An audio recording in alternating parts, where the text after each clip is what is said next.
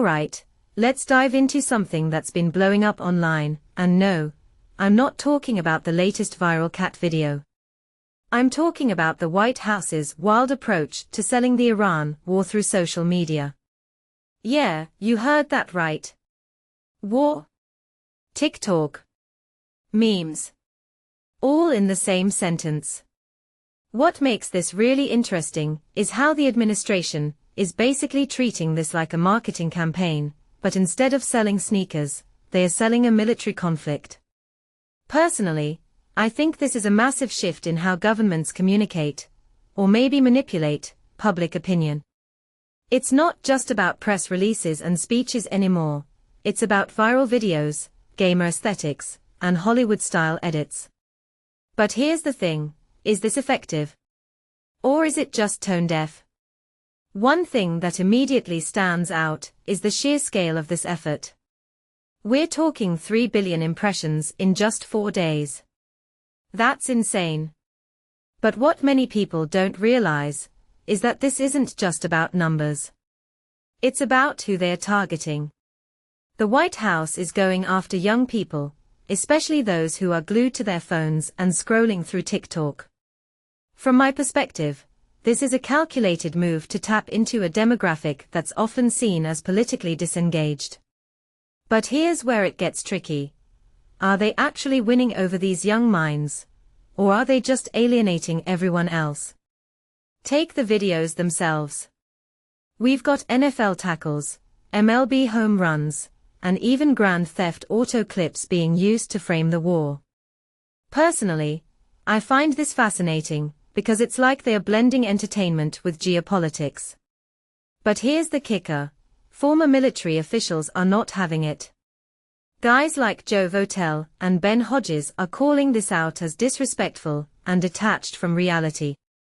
And honestly, I get it. War isn't a video game. It's not a movie. It's real people, real lives, and real consequences. So when you package it like a blockbuster film, it feels off. Like, what does a touchdown caption have to do with the gravity of war? It's a mismatch that's hard to ignore. What this really suggests is that the White House is operating in a completely different era of communication.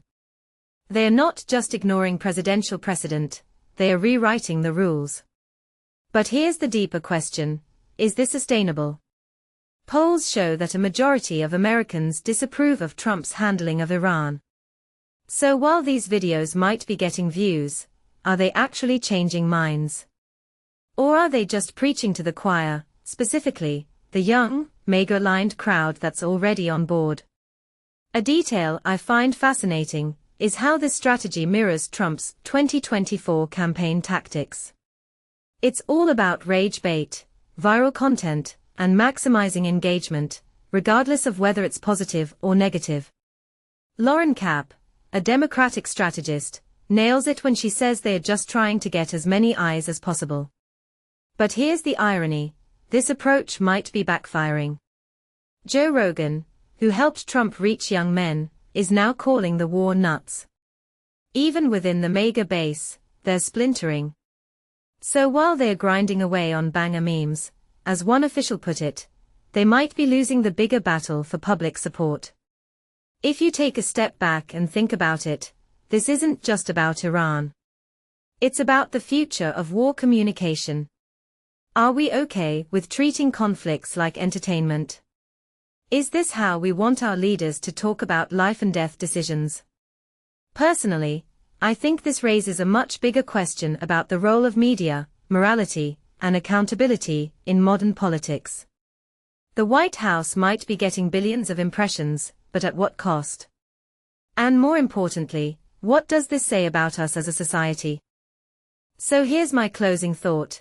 This isn't just a story about viral videos. It's a story about how we consume information, how we perceive war, and how we hold our leaders accountable. Are we just passive viewers, scrolling through the chaos? Or are we critically engaging with what's being presented to us? Let me know what you think in the comments. Because honestly, this is a conversation we all need to be having.